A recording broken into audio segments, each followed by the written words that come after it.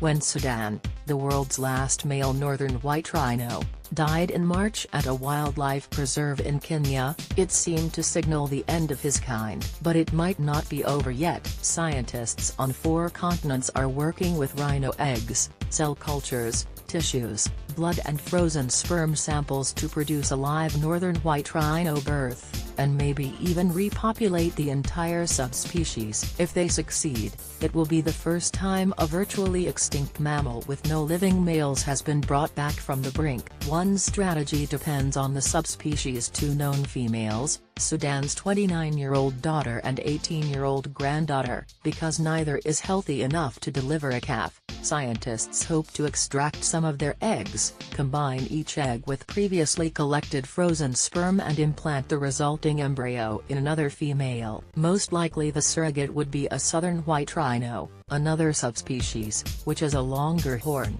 more hair and some 21,000 members still living in southern Africa. But it's not impossible that a horse could serve as a surrogate. Rhinos and horses belong to the same class, Perissodactyls, or odd-toed ungulates, and have similar reproductive systems. The San Diego Zoo Safari Park, which holds the world record for the most rhinos born in captivity, 176 to date, researchers are studying how to best extract viable eggs from southern white rhinos. The procedure involves guiding a probe through the rhino's rectum into an ovary, then drawing eggs out through a catheter. Because the 2-ton animal's ovaries are 3 to 4 feet from its rump, the process is difficult at best, says Barbara Dorrant, the zoo's director of reproductive sciences. They've managed to gather a few eggs so far, but they'll need to improve their success rate if they hope to employ the procedure on one or both of Sudan's descendants. Another approach would take advantage of recent breakthroughs in manipulating a kind of stem cell called induced pluripotent stem cells, which can be generated from other adult cells. Researchers in San Diego, the Czech Republic,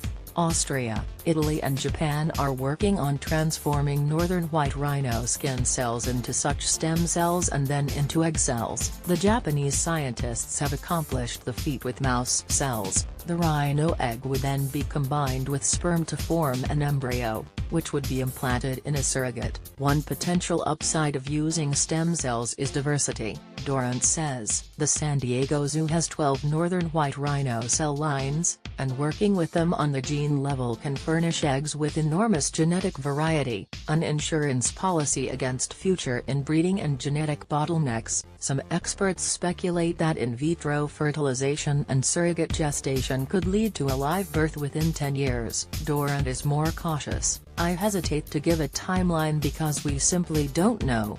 Technology is only part of the puzzle, says Dino Martins, a Smithsonian research associate and director of the Mpala Research Center in Kenya. Attitudes have to change, too, because the forces that wiped out the northern white rhino, war, poverty, poaching, remain in place. We need young people in East and Central Africa to feel like these rhinos belong to them, Martins says. We're only going to save what we care about. This article is a selection from the June issue of Smithsonian Magazine. Like this article? Sign up for our newsletter.